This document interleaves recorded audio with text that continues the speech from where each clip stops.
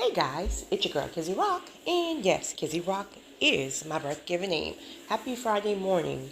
I want to say hey to all my subscribers, new as well as season. Got a word for you. Tap in. Guys, my allergies are on 10, so please bear with me.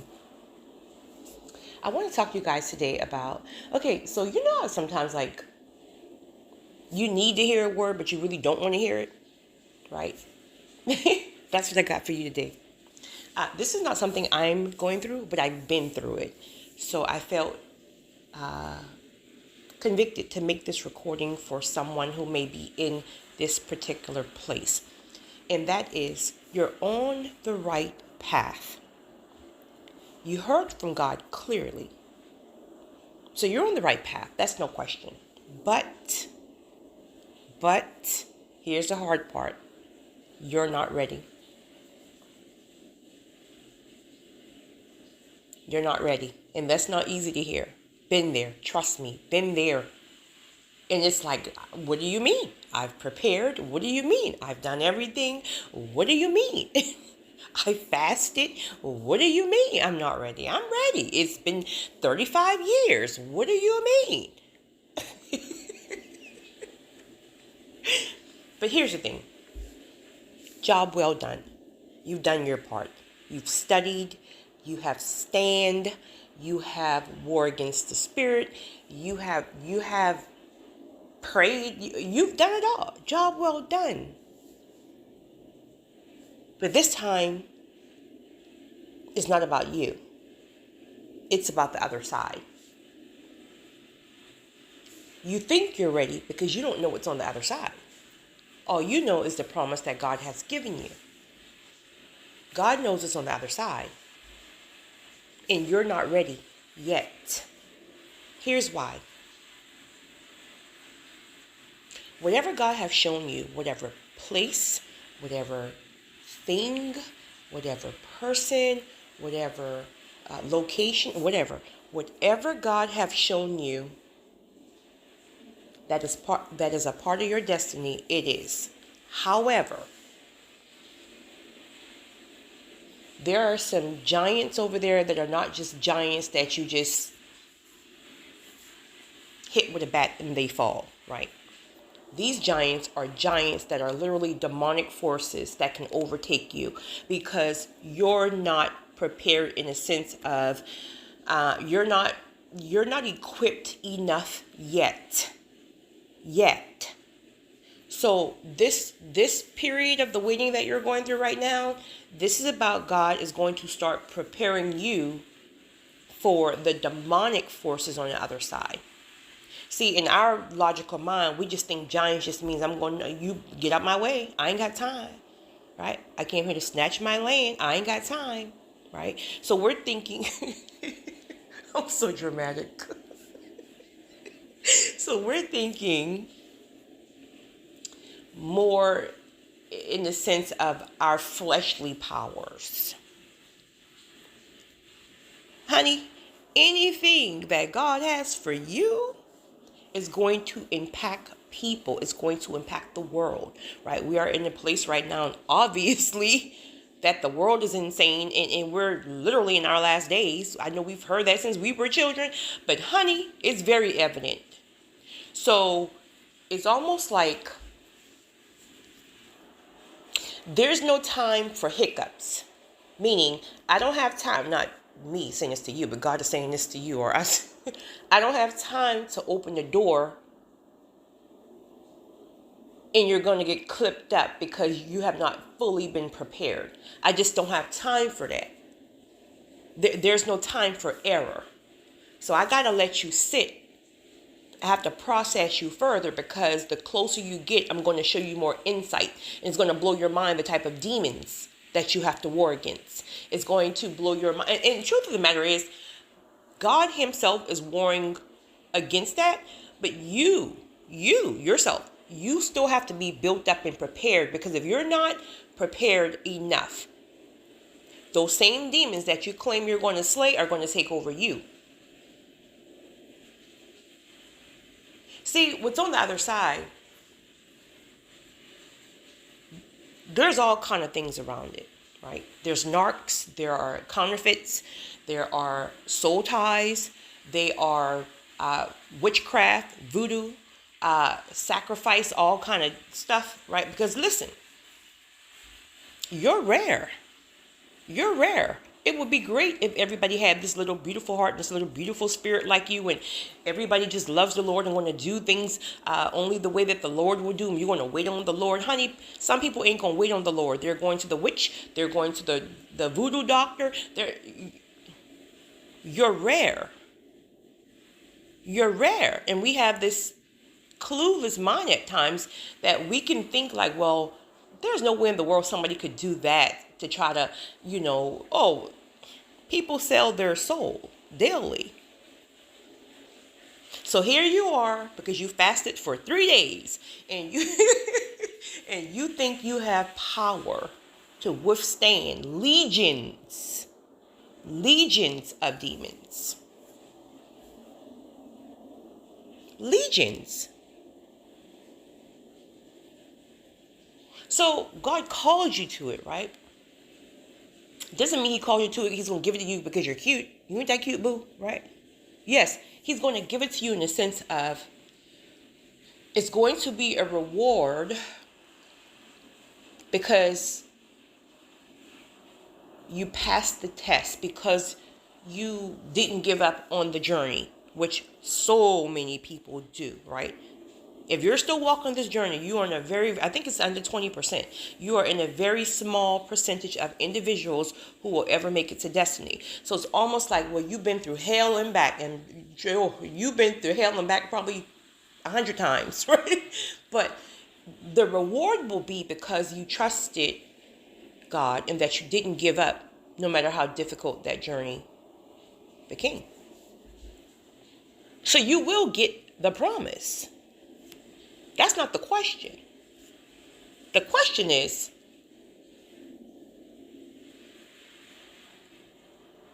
are you prepared to be in the land? Because even though God is slaying giants and these legions and legions of demons, etc., out of your land, whatever your land may be, if you are not equipped to a certain level, the minute you step into that land, they can overtake you. So God has his part, but you have your part. So your part is, yes, pray, fast, all that stuff, but it's also to be still and not get ahead of God. And my God, I should have had this conversation with myself last year sometime. Getting ahead of God can be one of the most dangerous things. And here's the crazy part about it. You don't even realize it. You don't even realize that you're getting ahead of God. You just feel like, whoop, I heard a conviction. I got to move. Well, God says so. I got to just do whatever to get there. He said it. He said it. I heard him clear as day. I was on a dry fast for 3 days. I heard him clear as day. He said, do this. He said, this is yours. He said, go there. He said, yes, he did. He said it all, sis. He said it all, bro. But he didn't tell you what you're going to be up against. You know why? You know why he told you? He didn't tell you. Especially then, he may can tell you now. And this is why I made that community post, I think yesterday, I believe. Day before yesterday. And I said that some of you are getting new insights on the promised land, and it is not cute. You're getting new insights on certain things that are over there, and it's like, whoa. Well, God, you ain't tell me all that. You know when you first gave me that down, right? Because if he would have shown you certain things, you were not even ready to receive that at the beginning of the promise. You're still you. You ain't got no power. You heard a download and you just want to pack your bags and follow a yellow brick road. But it is the process. It is the process that develops that boom, that power, right? The process is what develops you. So it's all about you at this point, because this is in my spirit, and this keeps coming in my spirit. So somebody on this channel is a very, very stubborn person. You are the person who, there is no flexibility within you. You have zero, there's nothing about you that says fluid. When you want something, you want it. It's going to be done this way. You don't got time to hear nobody else's opinion about it. This is my stance, and I'm not changing it. Well, honey, you sit right there in the yellow brick road in the middle of it with your picnic basket, and you enjoy your sandwich and your grapes, honey, because you're going to stay right there. So you strong-willed people, and being strong-willed is a great thing, but you got to have wiggle room, especially when it comes down to where God knows He's taking you. You don't even know. You know the promise, but you don't know what all entails. So you have to be flexible. So that stance on just that, I'm just going my way or no it. Well, okay. Okay.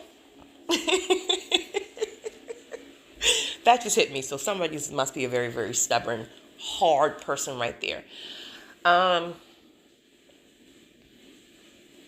I'm far from stubborn, right? I'm not a stubborn person at all. I'm not stubborn, and I'm not very selfless. However, I really believe in what I believe in, right? So it's not a posture of stubborn. It's just that I know what I know, but then I'm also fluid in this. Well, in this process, I must say, right? Because in the fleshly sense, if it's not somebody designed to speak into my life, and even then I have to go back and consult with God. Listen, I'm moving with what my spirit says. But in a sense of a process like this, the further you get along, you'll realize that certain things that you think your stance is that and this, it's going to change. Because you're trying to compare things that you've done when you were in your fleshly side of things, right? You could have maybe make some things happen, but that was your fleshly side. That's your stuff.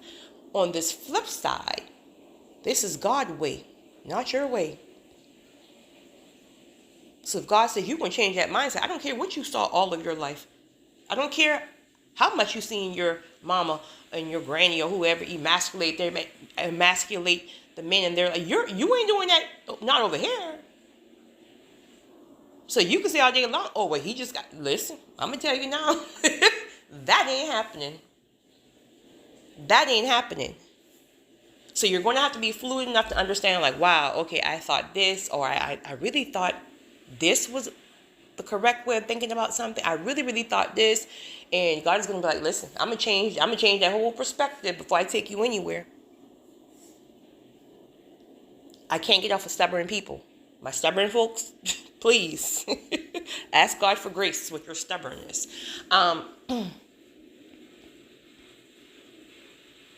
Some of these places that God has promised you, it could be a whole ministry that's going to be transferred over to you. It could be a whole business that, I don't know, your current business partner is pulling out for whatever reason. Now it's all yours, or whatever. People that God calls you to for destiny, etc., etc. You know, someone emailed me and asked me, she said that she knows without a doubt that God has called her to, I think, 2 particular individuals. And she was asking me, she was trying to decipher how can you be called to a person and it be affiliated with destiny? Because she said God revealed to her that the people are her destiny, but she can't wrap her mind around, but this is a person, so how is this destiny? Well, that can go in different ways. It can go in different ways. Remember, perspective. One way that can be the person that you're being called to. God may be using the other person for a massive, massive destiny. This person may already have a platform.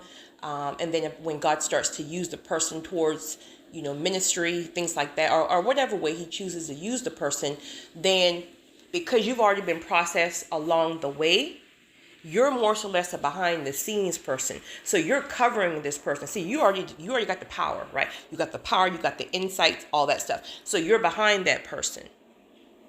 So you're the person. You're that person because you got the power. You're just shaking and maneuvering and covering and stuff like that. But the person has the actual purpose. The purpose will align. They have their purpose, however God will use them, but you're behind them. And honey, you got some power if you go through this processing. And nothing can touch you or the person. And you will have everything come up against you. Because remember, anything that's called in regards to purpose is going to bless people. Anything that's blessing people is going to introduce people to God, etc., etc. So honey, it's going to get, So that's why you need that kind of power, because things will get crazy.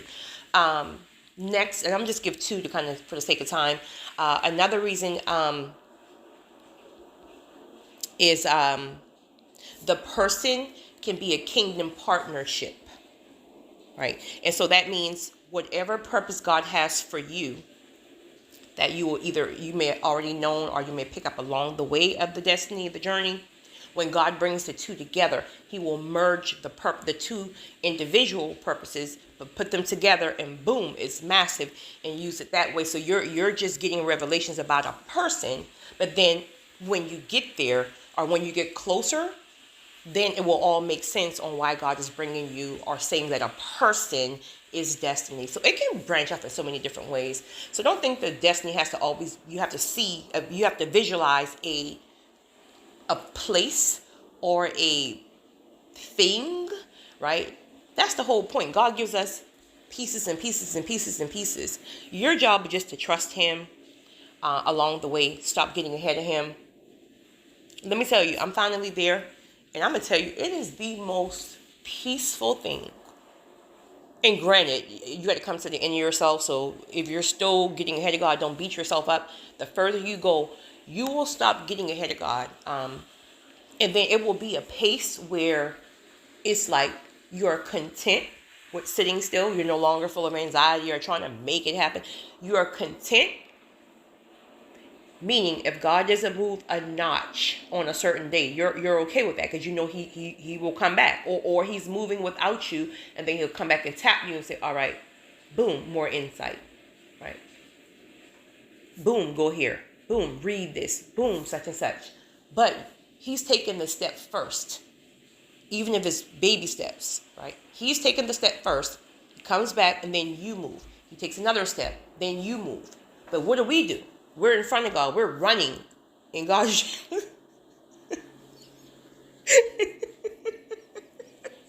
I was seeing a video game like a Super Mario Brother.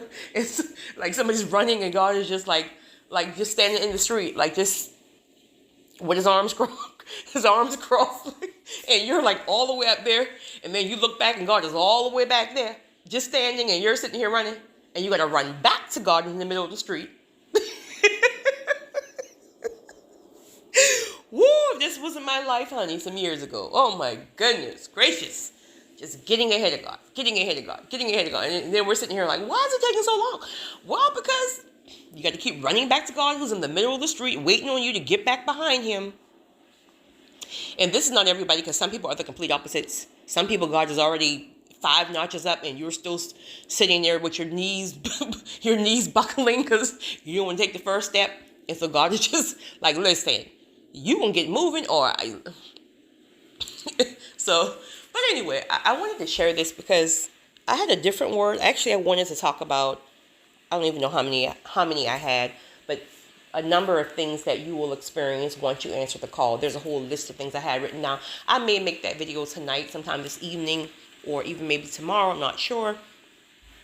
But then when I started to set up the record, I felt compelled to speak about individuals who think they are ready and you're truly not. And I know it's hard to hear, and that doesn't mean you won't be ready next month. It just means you're not ready this very second, because there are some demonic things, demonic forces on that other side. If it's a person, the person may have already came encounter with a witch or someone who's playing with some foolishness, right? And or people, or just people, and now you got massive amounts of demons and witches and warlocks and all this other foolishness that God has to handle, so that stuff doesn't take you down, because that would defeat the whole purpose. Or even in certain lands, there are certain cities that are, you ever went to certain cities and it's heavy, there's a heaviness. I ain't gonna call no names because I don't want anybody to be offended, and there's a heaviness within the city. If you're spiritually connected, you can feel it. Everybody else is having a great time. Everybody else is acting a fool, but you can feel. Now, I'll say this one: Hollywood, without a doubt. Hollywood. I'm not saying California, right? When I go to Cali, I like to stay in Burbank. To me, Burbank energy is really light, fun, and airy. But Hollywood is it's a heaviness within that town. So the point is here, you're saying God is calling you to Hollywood for ministry because there's a bunch of folks over there who, may need to be introduced to God, or who just whatever. But listen, you go over there, you better know what you're doing, because that's the whole point. We were like, well, God called me here, and it's like, I've been here 3 years and I don't see any fruit. Honey, listen, you're going to be some places years, so you can really know what you're going to be up against. If not, it's going to be reverse. You'll be the one up there putting crack needles in your arm, right? You got to be careful. You have to be very, very careful. And again, we think we're ready, but we're truly not. You guys have a great one. It's your girl, Kizzy Rob.